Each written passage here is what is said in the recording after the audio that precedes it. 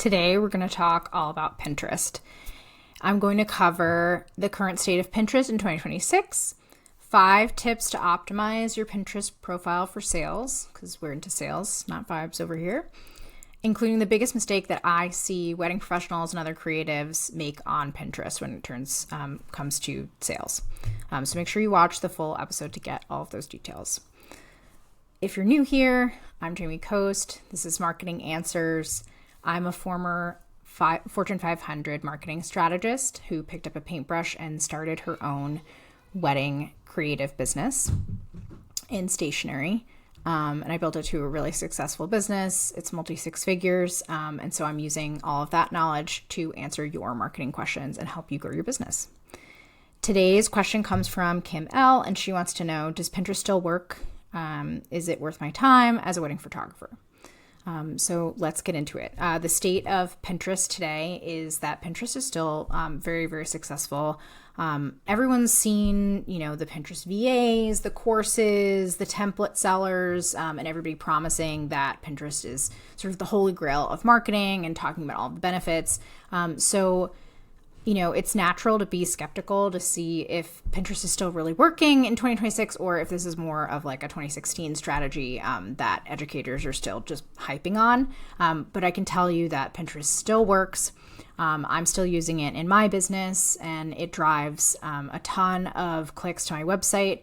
And it's a great way to repurpose some of your other content into a marketing channel. So I can get into a little bit of that. For why Pinterest is still worth your time, the number one reason is the purchase intent on this platform is really, really high. So typically when people are on Pinterest, they're in planning mode. They're clicking and buying things directly, just way more often than they would on any other social media platform. Instagram, TikTok, those sorts of platforms are, sort of passive viewing platforms. They're scrolling through multiple videos, multiple accounts. It's a lot harder to get them to take the leap in order to make a purchase. Whereas on Pinterest, they're usually there for a specific planning goal, right? They're planning a party, they're looking for inspiration. They're planning their wedding, they're creating a mood board, they're looking for inspiration. So if they see something that they like, they can click and go to buy it, or they're saving it for later, to come back to buy and to learn more about. So that's one of the things that really sets Pinterest apart, and why everybody's so excited about it all the time and why everybody's talking about Pinterest all the time. It drives a lot more traffic with less effort than some of these other platforms. Like I said, it's just less of a hurdle to get to a click. And pins have a really long shelf life. So the content keeps working for months and months and months versus on Instagram or TikTok when you create a reel or you create a carousel, those pieces of content, typically for about 24 to 48 hours. And then after that, they stop getting views, they stop getting engagement, and you have to just create more and more and more and more. Whereas on Pinterest, you can have pins that are getting content, getting views still. Months later, even years later, I have some pins that, I posted several years ago that are still getting clicks to my website to this day. So it's definitely a working smarter, not harder strategy for you if you're looking for something that doesn't require, a ton of consistency. It's something that you can sort of get in there when you have time, when you have a day to do pins. You get in there, you make a bunch of pins. You can even schedule them out. And then, you bounce and you might not come back to it for another couple weeks or another month, something like that. So that's really great for people who don't have the patience or the time to be really consistent on a platform. You can just, sort of batch your content all at once. And importantly, Gen Z and millennials are still using Pinterest. We have a lot of data. If you see me looking down, I'm looking at my notes. I have, a ton of good information for you today. So Gen Z makes up about 40 to 50% of the Pinterest user base, and it reaches 46% of all 18 to 24, the 18 to 24 demographic in the United States. And millennials are using Pinterest as well. It reaches 33% of the 25 to 34 population. So if you're a wedding professional, your audience is definitely still here. Pinterest has 537 million global monthly active users. That's a ton. It's a very active platform still. It's not, sort of fading away into the past. People are still actively using it. And your target demographic is using it, right? Gen Z and millennials who are in the ages where they're starting to get married. The other thing that's important to note about Pinterest users is 1 in 3 users have a household income of over 100K. So it's not discount buyers. There are a lot of really affluent luxury buyers using Pinterest every day. So let's get into 5 different strategies that you can use to really optimize your Pinterest for sales in 2026. The first strategy I have is to pair Pinterest boards with your blog content. So if you are blogging already, you're working on your SEO, on your website, you can pair that content and repurpose it directly to Pinterest and drive more traffic to your blog with pins. This is a really important strategy, especially for 2026. With the AI search results these days, a lot of blogs got hit really hard. So it's a lot harder to drive traffic from Google these days because of the AI summaries that are there. But Pinterest doesn't have that. Pinterest doesn't have AI summaries. So if you're ranking there and your pins are getting shown there, people will click directly through to your blog. I personally find that this type of content is the most successful in terms of driving clicks back to your website. And that really should be your goal. I see a lot of people optimizing their Pinterest just for views or optimizing their Pinterest just for, followers and things like that. And really what you want to do is optimize for click-throughs as much as you can. So if you do go into the Pinterest analytics, you can sort of sort through and see, which pins are getting the most pin clicks, but then also which pins are getting the most click-throughs to your website. And that's the metric we really care about here and the one we're going to optimize for today. Every blog post that you create, you can then make 10 to 20 different pins promoting that one blog post. It's really easy. All you have to do is, create a pin with the title of the blog post, and then you can change up the colors of the font, right? 5 different times. You can change the color of the background 5 different times. You can put it over an image. You can put it on a gradient background. You can put it on a solid background, right? You can, add different elements to it. It's super, super easy to create 10 to 20 different pins in a very short period of time and direct them to one blog post. I would also encourage you not just to limit yourself to what the title of the blog post is, but to also think about the questions that people are asking themselves that's related to that topic. And, try and get some sort of curiosity angle in there where you can, and, sort of ask the question. And so the idea is that you're asking a question and then the user has to click through and read your blog post in order to get the answer. So for example, let's say you're a wedding photographer and you have a blog post that's, a checklist of the 15 things that you need to know when talking to a potential wedding photographer, right? It's sort of their checklist for evaluating who to hire. And so what you can do is, create a bunch of different pins that have a link to that blog post. And for each one, focus on different aspects of it, right? So you can create several that are focused on, hey, this is, 15 questions to ask your wedding photographer checklist, right? You can create a bunch that are, did you know this about wedding photographers? You can create some that are, tip number 1 and share the first tip, and then, read the whole checklist to see my other 14 tips, right? You can sort of take different angles with it and take different copy to really get different segments and, make the most out of this blog post and the content that you've already created. Another example of a blog post that I did that was really successful was 30 ways to word your wedding thank you notes. That, sort of targets like different searches, thank you wording, thank you card templates, thank you messages for weddings. And so, I had, a bunch of different ways of phrasing that. And, even sharing some wording examples in the pin, and then they had to click through to get more. You don't just want to use the text on the screen. You also want to make sure that your pin description is optimized for all the different keywords that people might be searching, and that it includes a strong call to action at the end to click through to read the whole thing. I also really like to include some sort of button on the Pinterest graphic itself, something like read more, learn more, download,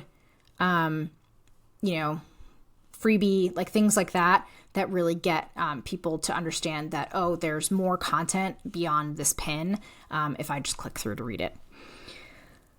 Strategy number 2 is the way that you're creating your boards. So I really recommend creating your boards around topic clusters, things like themes or color palettes, and really focusing on creating those different topic clusters within each board. So for example, you could have a board that is just tropical weddings, right? If you do a lot of tropical weddings, or you have a bunch of client work to sort of showcase there.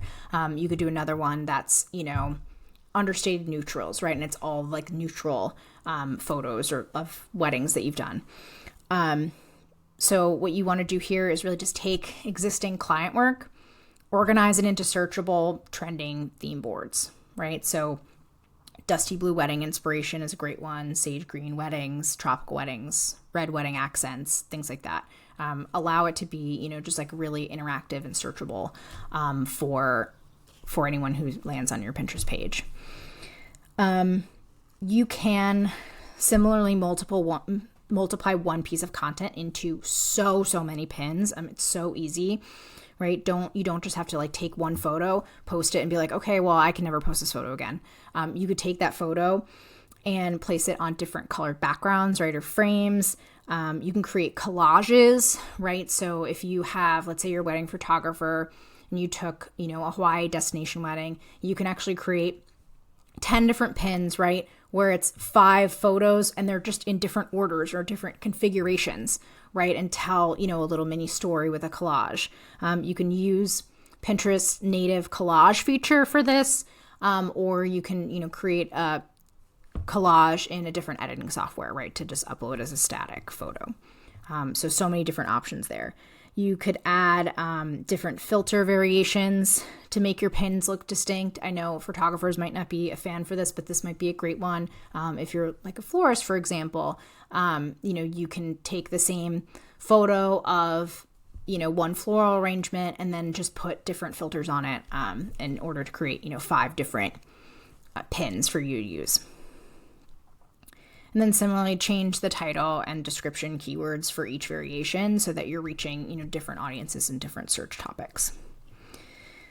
One important thing to note with this is you don't want to just pin your content. You want to pin a mix of other people's content too. You want the board to feel really full and authentic.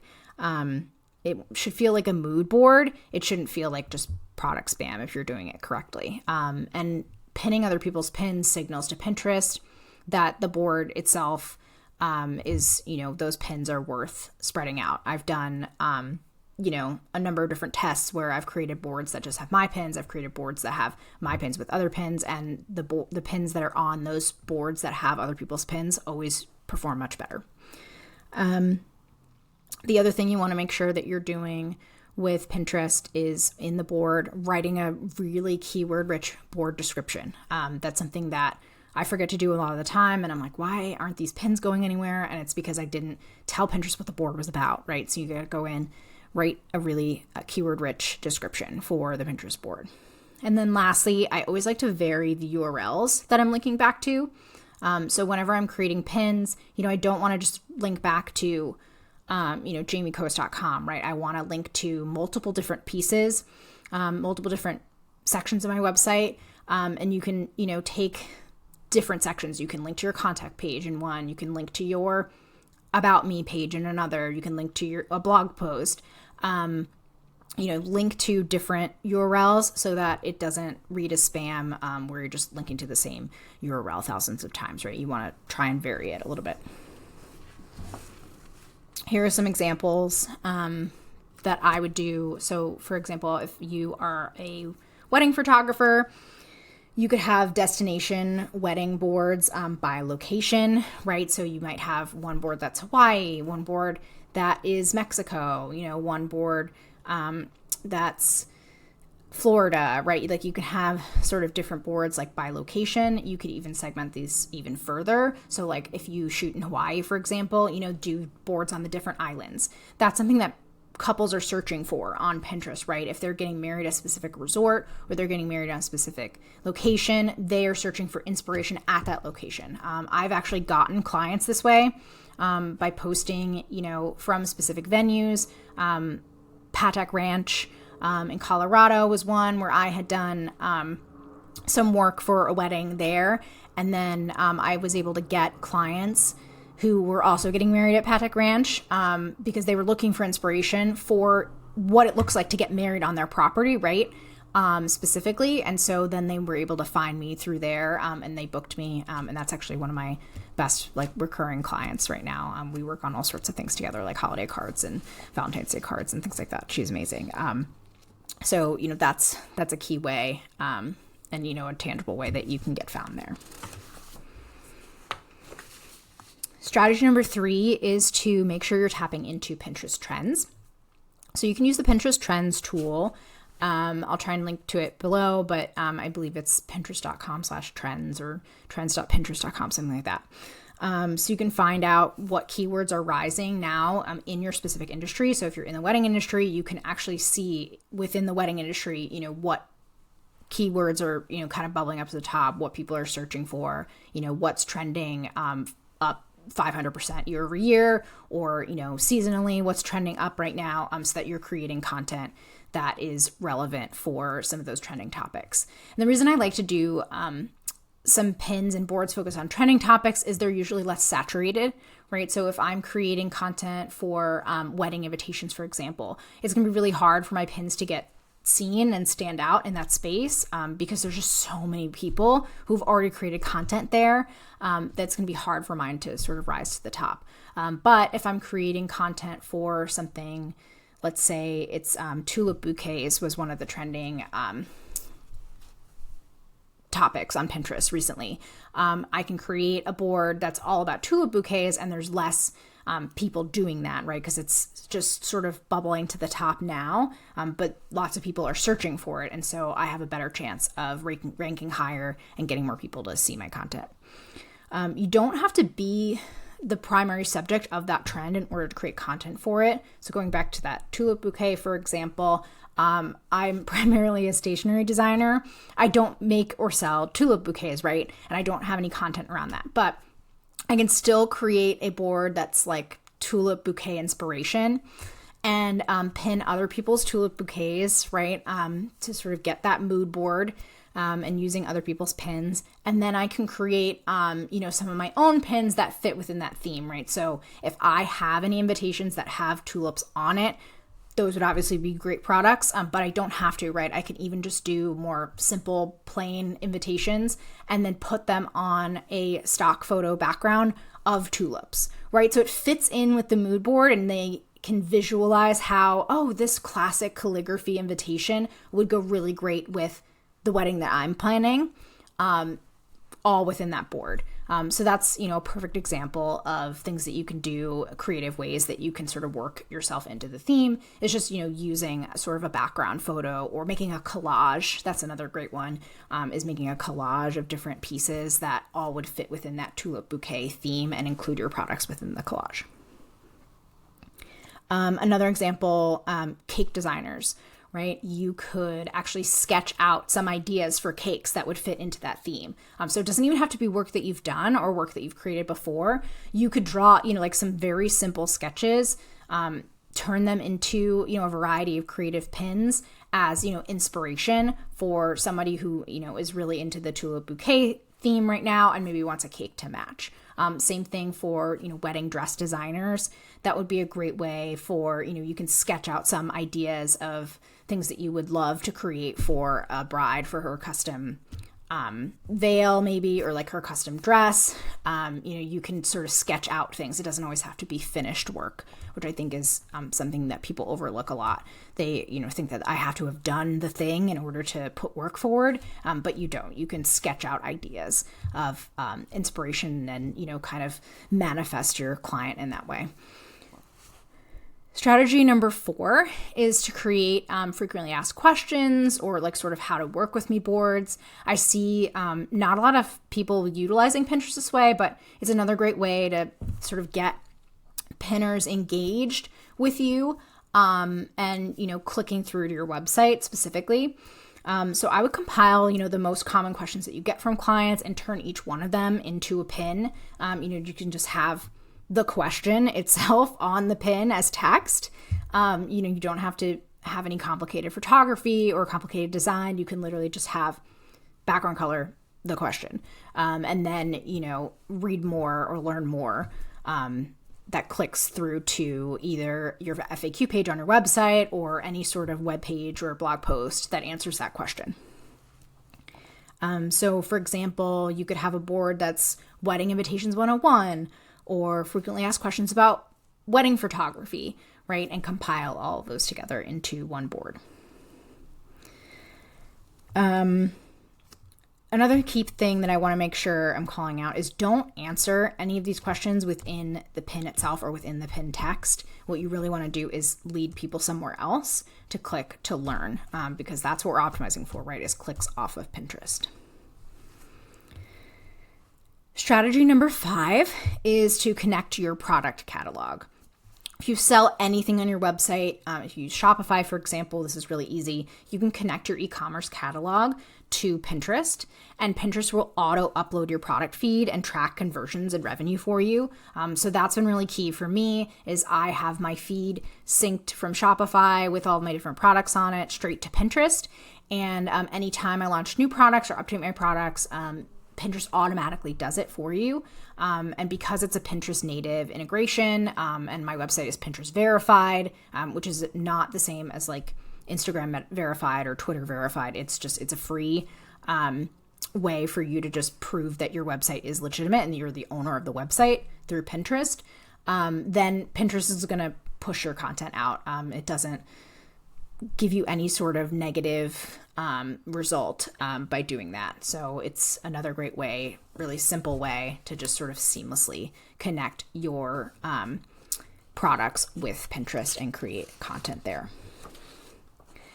I do want to talk about Pinterest ads. So Pinterest ads is not something that I would recommend starting with on Pinterest. It's definitely like a Pinterest 3.0 strategy. And the reason for that is that Pinterest has historically the highest CPMs and CPCs. So of any sort of paid platform. So CPM is cost per million and CPC is cost per click. So of any of the paid platforms like Google, Meta, TikTok, those are, usually historically a much cheaper way to get clicks versus Pinterest. Pinterest just happens to be kind of like a very premium paid ad experience. So if you're looking for a great return on your ad spend, Pinterest is not where I would start. Pinterest is where I would expand into after I've already exhausted things like Google search, Google Shopping, Facebook and Instagram ads, TikTok ads, things like that, that historically just have a much better performance in terms of your spend. So that's where I would start with that.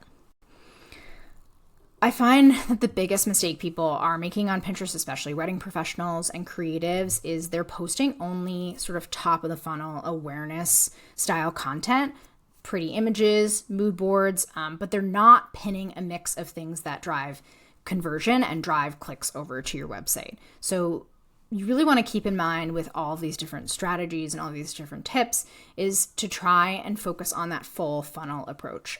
We talked about this in my Instagram video, so if you haven't seen that one yet, definitely go check it out. I'll link to it at the end so you can easily find it. We talk way more in detail about the marketing funnel and what that means, but just as a quick overview, the marketing funnel is how you get viewers to convert into buyers. It's the typical marketing journey for any product or service. And the idea is that, people start out with awareness and then they move into engagement, consideration, and then finally to a purchase. So it starts out really big. There's lots of people in the awareness piece, and you want to get as many people in there as possible. And then it narrows and narrows and narrows until you get to a purchase. So what you want to do, your goal always, is to make the top of your funnel, kind of as wide as possible, get as many people in as possible, but then make your funnel as short as possible so that they're quickly moving through all the stages into purchase, right? So you want a very short, wide funnel as much as you can. This is difficult, I will say, for wedding professionals in particular. It is a very high consideration purchase. You're usually spending a lot of money as a couple. You are interviewing multiple vendors usually. It's not what you would see for something like a candy bar, right? Which is an impulse buy. So you do need to create a lot of content, to help move people through your funnel. It's, they're going to be doing a lot of research. They're going to want to talk to you most likely. They're, going to be comparing you, to different vendors, right? They're going to be looking at lots and lots of inspiration. So that's why it's really important for wedding professionals, and creatives to really look at being a content creator and creating tons and tons of resources for couples to try and move them through that funnel as quickly as possible. And so when you're looking at Pinterest, thinking about a full funnel approach and not just creating a bunch of awareness driving content, but actually creating engagement content, right? Whether that's education or, some sort of interactive piece, a way to get them to click off and go to your website to learn more. And then also conversion pins, right? You can have pins that directly link to your products and services that people can buy, right away. So if they're ready to buy, you're moving them straight to the sale. This example is obviously really, really easy for someone who sells products, like a stationery business, to understand. But you can do this even if you're a service-based business, right? You can create very small, very clear call to actions within a bunch of your pins that are purely conversion focused, right? So, maybe it's a pin that says booking 2026 clients today, right? I would try and maybe come up with something that's a little bit more of a hook or like something creative. But, you can focus on, maybe it's the different packages that you offer, right? Maybe it's a question about that package, right? It's so, why would you need a wedding photographer for your entire weekend, right? And it links to, a way to call you and book a call to learn more. So things like that, where you can really drive people to conversion a lot faster. They'll probably get less views and less click-throughs overall than the awareness driving content. But that's not really what's important. What's important is that their purchase intent is really, really high. So you're getting very qualified clicks on that pin and people who are ready to buy. My next episode is going to be all about how to AI proof your creative business. I'm really, really excited about this episode. I think it's going to be so great. And I'm going to talk about all things AI and how to future-proof your business. So I know a lot of creatives right now are scared about AI, taking their work, taking their jobs. I have some really good news to share. And I'm also going to cover how to future-proof your business so that AI can't take it over. When it's ready, I'm going to link to it right here. And you can watch that one next. If you're looking for answers to one of your questions, I would love to answer it for you. Please go to marketinganswerspodcast.com/ask. I'll put the link in the bottom as well. You can submit your own questions and I will take a look at them and answer them in a video.